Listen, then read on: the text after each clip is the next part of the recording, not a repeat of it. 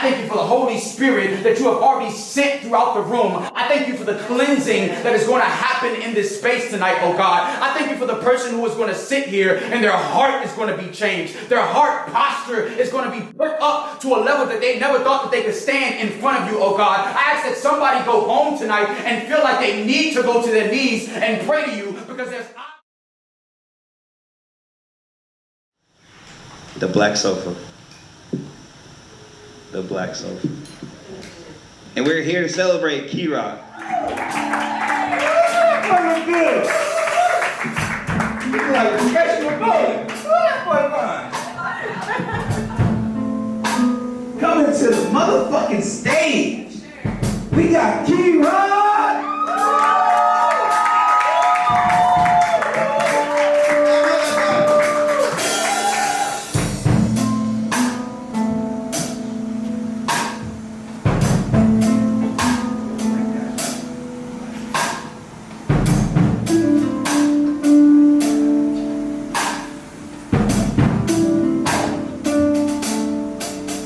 A young southern boy from the east that I moved to the west, but I still got that twang in the voice. I felt like the freshman from mama had sent me like, boy, get your bastard. You ain't got no choice, so I moved to the city. About 2018, was only a teen, just chasing my dreams, like probably 19, trying to stack up my 20s. Back in the 20s, when as good as it seems. How you turn life as a dreams, like ice camera action.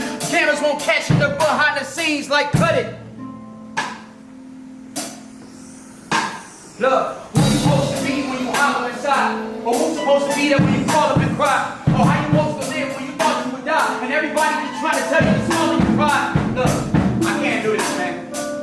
I can't do it. I can't.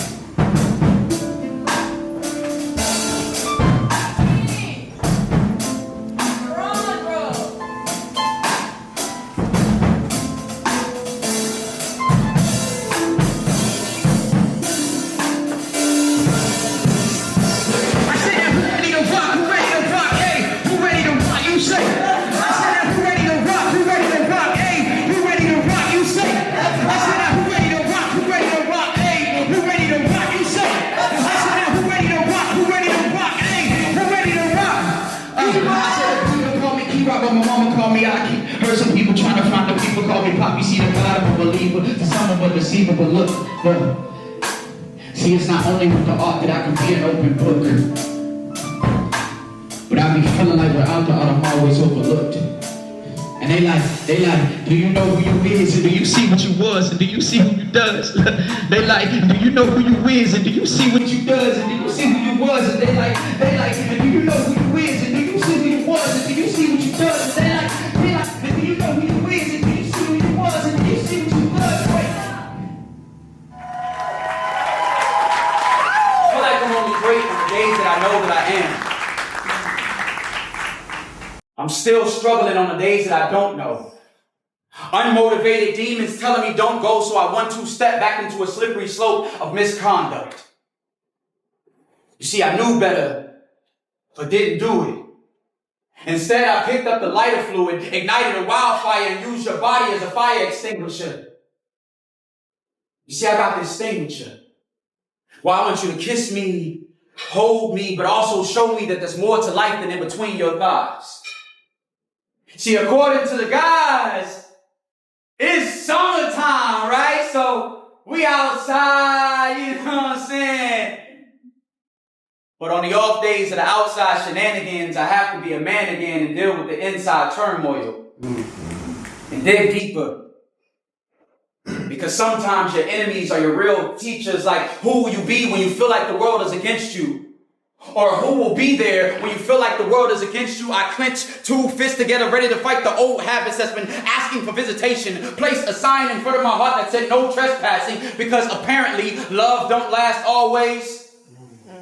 So what if I always love last to see if you'll love me first? Plus my PTSD wants to see if the way that you'll love me hurts. You see, according to society, I'm supposed to be pointing out the red flags that are apparently the checkpoints of where I should have stopped loving you. But my big heart says that those are the same checkpoints where you wish somebody would see them and wouldn't stop loving you. For me, that was my friends, Hey, how many of us have them footprints? The ones we can depend on. So this part of the poem is for the friends who fed me smiles when frowns were becoming my daily coffee. Faded off the idea that life was bitter unless I was getting a lot of cream or some sugar from a sweet thing that validated my masculinity. This part of the poem is for the friends who showed me the definition instead of just telling me that they were one, listening to me spill out my problems while also throwing me back into a pool of my bull to let me know that sometimes I'm the reason I'm drowning. But they stuck around to be a life vest when my chest was being caved in from the pressures of the water. See, this part of the poem is for the I love yous that turned out to be oxygen in moments where I didn't want to breathe. For the arms that held me when the required medication was a place that felt like home. This part of the poem is for the eyes that turn to we. This part of the poem is for the wise that turn to me, realizing that I am nothing without the people around me. So this part of the poem is for everybody that's in this room. What's up, Porch? You got your hair doing, man? She says she love me, but she don't know how. Top down, get dressed, girl, we gon' go out. After tonight, girl, it's gon' go down. And you ain't even gotta do but sit there and look like that. Come on, hey, ha, ha, hey, ho, hey, hey, hey, ho. Come on, hey. I love you in your black dress, high heels, you put it on for me, baby. Let me show you just how I feel. I hear you do no wrong for me, baby. Pull up with the top down and listen just to show you I be pulling your top down. With kisses wanna pull up with R&B and the speakers. Your body my favorite song, but you need me as a feature wanna pull up with panties that change your life. I'm only here for the moment, so maybe just for the night we can slow dance to the slow jams and groove to the songs of me, baby. Let me show you just who I am. How you do no wrong for me, baby. Yeah, we right there. Hey, ho, hey, ho, hey, ho, hey, ho, hey, ho. She says she love me, but she don't know how. How the sun and the moon could converge and not create darkness. And she thought that we would create eclipse and said we clipped the clips of mountaintops and created climaxes. I hope this memory foam remembers that it used to be a dry mattress or dry patches that are now lubricated from the essential oils of her melanin. You reek of sunshine. So it's no wonder that you found comfort in rooms that are piled with pedestrians who needed to be peppered with your smile. Because you see, while Peter Piper picked his peck of pickled peppers, too many people found a way to pick apart my heart. So at this point, I want Cupid to say, forget the bow and arrow, I want him to shoot me with a pistol. Damn. I know, okay, that's not practical, right? But maybe I just wanted to see if you'll be my paramedics and my crock of help. Come on, bro. Or if you could be my partner in crime when demons are trying to perpetrate against my positivity. You see, I positively want to pour my heart to you in privacy and then graze my fingerprints against your privacy. See, if love is a movie, then this is only the pilot. We already have the sequel in preparation as perspiration steams off our bodies and our bodies press together and we reach the peak of our destination. Oh, wait a minute, pardon me. Pardon me, I'm not speaking properly. I should probably pull back because at some point I feel like the pain will target me and I'll ask for space partially until I feel like our personal problems are no longer present. You see, it's just like sometimes I feel subpar. Like I'm not in the position to play the prince that you predestined me to be. You see, I want you to feel abundantly beautiful, courageously dangerous, eloquently fearless, like, God, I just killed love. Maybe not.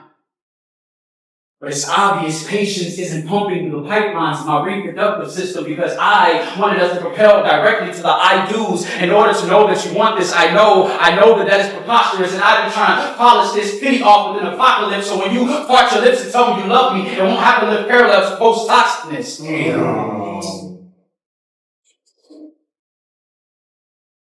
Okay, so what if we played 21 questions?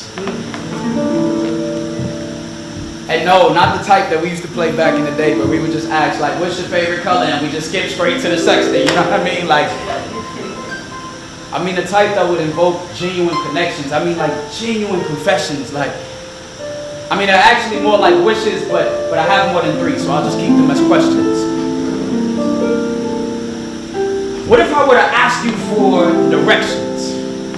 And not on the ways and how to touch the crevices of your body in ways that would satisfy you, but I wanted the source to the pathway that would serenade your soul, creating heart entanglements that would last forever. Because see, I'm tired of temporary arrangements, things that felt strange when we asked, are we in this for love or because we were lonely? What if I were to ask you to tell me the list about yourself that makes you smile so heavenly? What if I were to ask you for the recipe of your lips because I'm falling in love with the taste of them and I'm trying to add them to the breakfast menu? Or what if I were to tell you to teach me your love language until I'm so fluent that I'm bilingual? Speaking in secrecy of conversations that people may never understand. I have 2 more questions if I can. What if I were to ask you to let me love you past the China wall that you built across the borderline of past trauma? Most importantly, what if I were to ask you to love me? She said she loved me, but she don't know how. Top down your dress, girl, you go out. After tonight, girl, it's gonna go down. You ain't even gotta do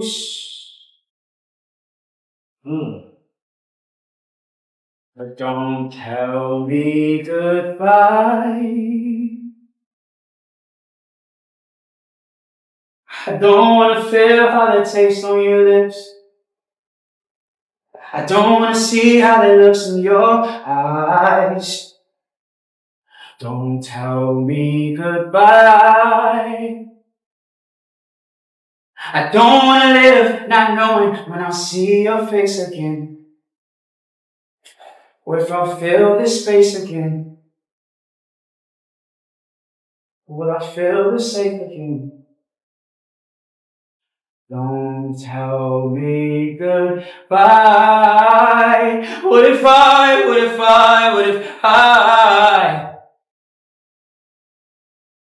held you closer than I ever did before? Would you hold me close and never let me go?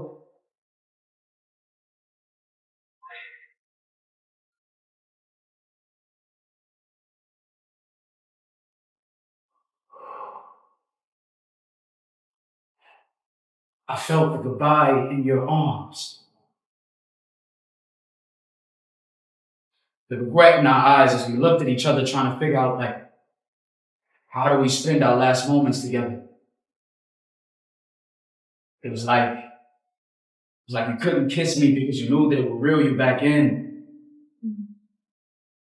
But I'm sure that we're both curious as to what the Last Supper tastes like. You see, you taste like every sweet memory we've made together. You always come at the end. They always come to an end as I hold you closer than warm blankets on a cold night. You see, at this point, I feel like my heart is like a black mother during the summertime. It's like you either coming in or you going out, but you're not gonna keep coming in and out of my house. Too many I love yous have come in and out of my mouth for me not to feel love. Because you don't know how to love me.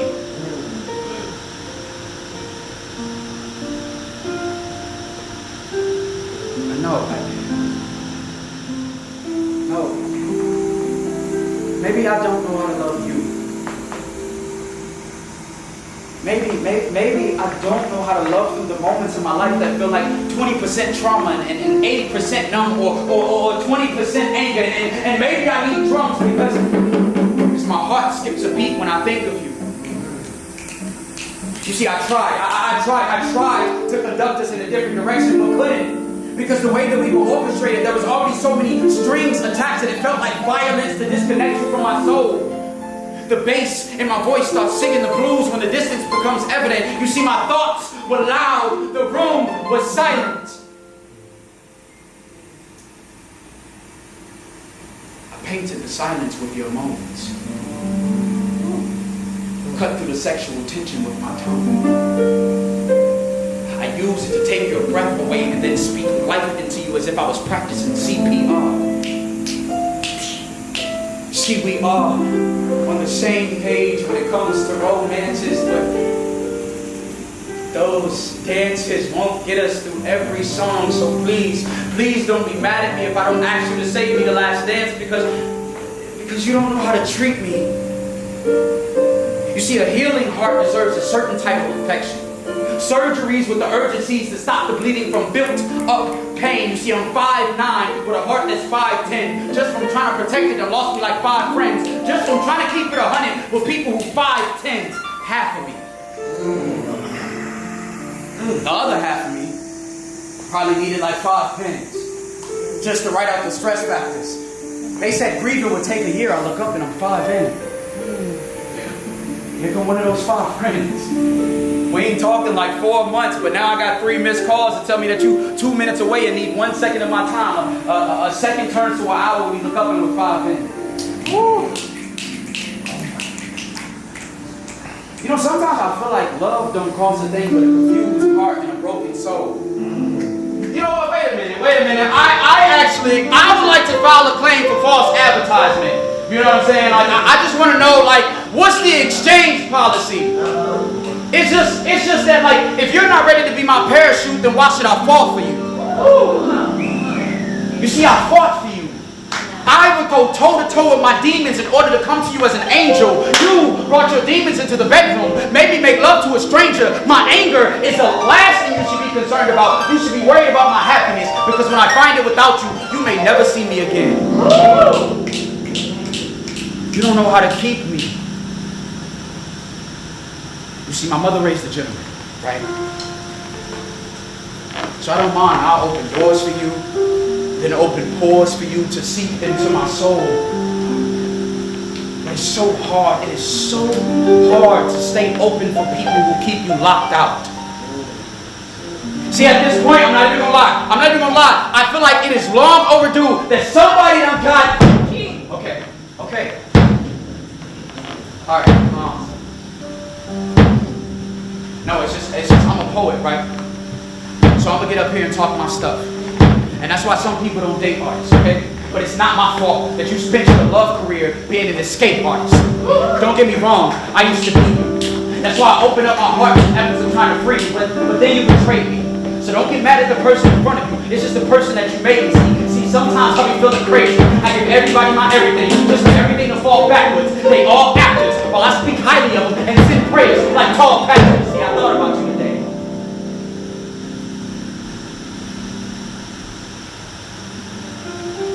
It was 5 minutes. 5 minutes of me roaming around my room. Like, should I call her?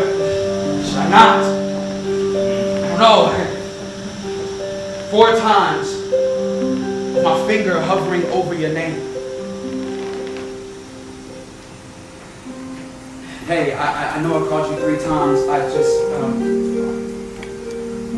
I'm 2 minutes away and I just need a second of your time.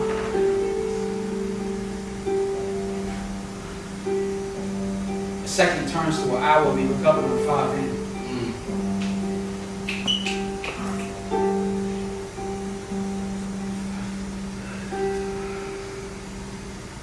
Gave ourselves a reminder.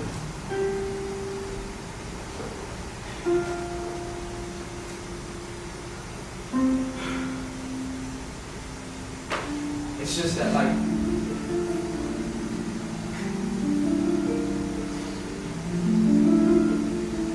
at the end of it, it was almost like I could feel the goodbye in your arms.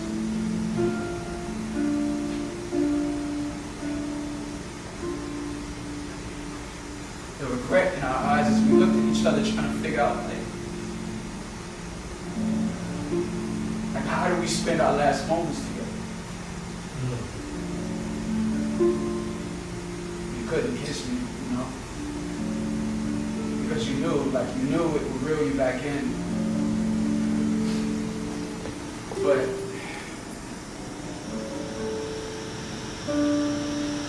I guess now we know what the Last Supper tastes like.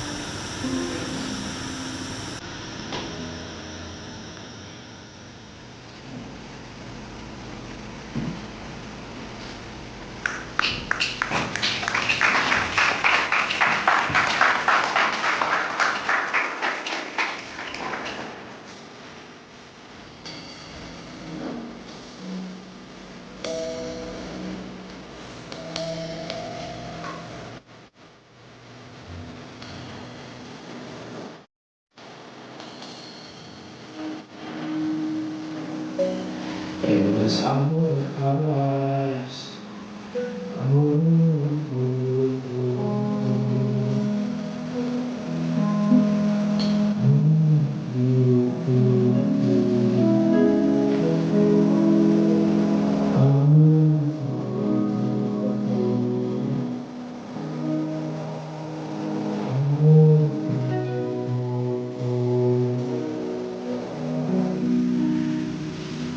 You see, I don't want to write any more love poems. I just want to live one. Come on, boy. A life where poetry doesn't have to be prompted from broken promises. Where your body language resembles the I love yous that fell from the crevices of your lips. You see, I want to think of you so much that my thoughts scream lavender. From lilac memories of iridescent conversations that turned out to be the color grading of your smile. You see, I'm just so tired of grieving you. You made my pain introduce itself way before my hand could extend. No more formal gestures, only formal attire, funerals for my feelings, my emotions are ghosts that haunt the heart that you once promised to give me. You created a globe in my brain, disproving any flat earth theory. My mind spinning around in circles, wondering when will this cycle end, psychopaths or psychoanalysis, like why does my mind work this way? Why does my mind need you? Yeah, I remember these conversations with my mother of like when she found out I was smoking weed. She sat me down at a table and talked to me about my father's issues with addiction early in his life. And it changed my perspective on drugs. Not knowing that my necessary rehab would be because of a woman. You see, I indulged in the cocaine of your body. My problems still remained unsolved. You see, I repented on Sunday just to relapse on Monday. I asked for forgiveness on Tuesday just to find you again. Do you understand that the devil envies you? And how little you can do and still capture the souls of angels? See, one of my favorite lines that I ever wrote is the fact that I'm not here because of my strength. I'm here because I had a grandmother that spoke speeches, that broke leashes and told me no matter my skin color, I must know Jesus because demons come in all colors. But I think that prayer was predicated upon the idea that no matter how long I lived life on the edge, there would never be a devil that felt like they could push me. But I think we both forgot about the idea of a beautiful woman with a broken heart and good. Okay, all right.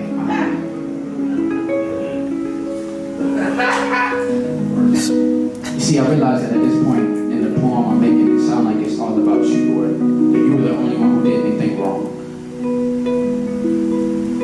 Like I wasn't the one who crushed you on Wednesday. Just a throwback our memories to you on the phone on Thursday. Flashback to the Fridays where I sat with the boys in the hood to tell them how I was actually a menace to your society. So actually, I owe you an apology. I apologize for tasting you in efforts of trying to figure out how sweet you are before realizing that your trauma was sugar-free. Bitter, even. Salty and brittle from the yesterdays that you're still trying to forget. You tried to wash it down with the laughter of friends who just turned out to be distant memories. Weekly phone calls with your mother. Your daily dose of begging. Your words never said it, but your tone was always asking her to tell you what home felt like. No talks of your father. He was never your safe place to begin with, but ironically, he was the person who told you to stay away from places that didn't make you feel safe. So I apologize for making you daddy's little girl before tending to the parts of your heart that were fatherless. But then again, is that my apology or yours? You see, you fought for me to stay while so eagerly pushing away the last remnants of your father. So I apologize for forgetting that you would only learn this lesson if I leave. A history curriculum that you've taken the most notes on. I apologize for learning the notes of your moans before listening to the melodies of your cries for help. Your tears sing jazz. The saxophone solos of your soul audition every day for bigger stages where Romeo and Juliet doesn't have to end in tragedy. I apologize for forgetting that you only see man. To you, man no good. Period. So I adjust my pronouns to human being because I will never be like them. They were the men who showed you the reason why scars would stay on your body like journal entries from 2012. Times it's happened to her. The next man just might be her 13th reason. 3 strikes and she is out of her mind. Second man struck her heartstrings. The third man struck her. The third man struck her. The third man silenced her. Come on. So I apologize for speaking into microphones before handing you one. Come on. She now reads books and writes poetry because she feels like the pages are the only thing that will give and receive.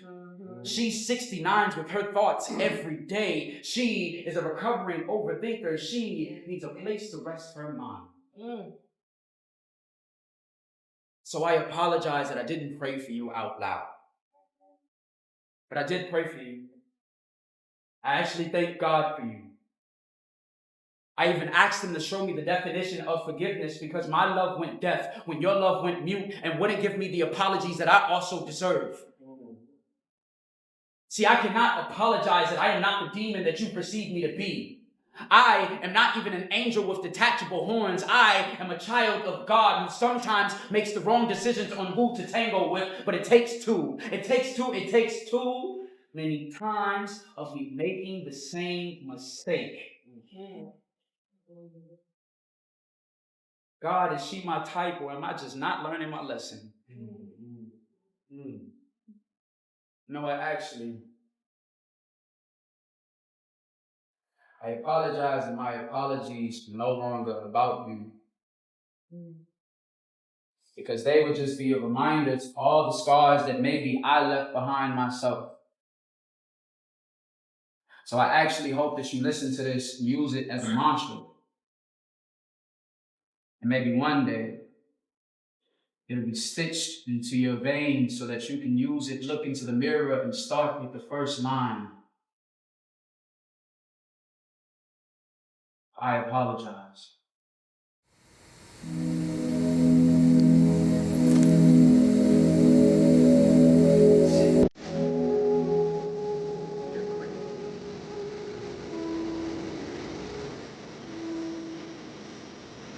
And never forget the progress that it took to get you here.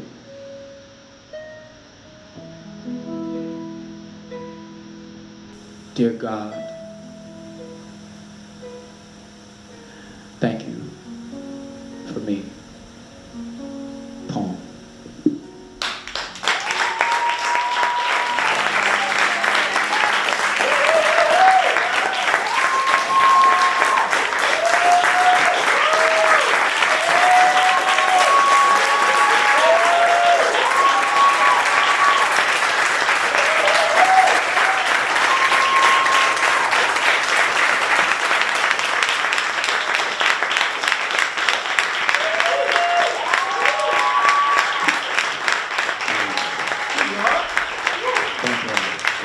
Is Poetry Tired, the Black Sofa. We are very excited. This is our first time filming it, but this probably will not even probably, this will not be our last. So I just want to thank Delise Aubrey as being one of the producers of the night.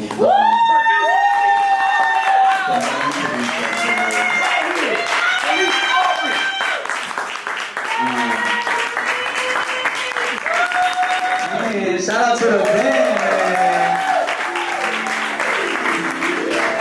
It's nothing but family when you see me at drums, and I always work with family. I got my sister Liana on the drums. Come on.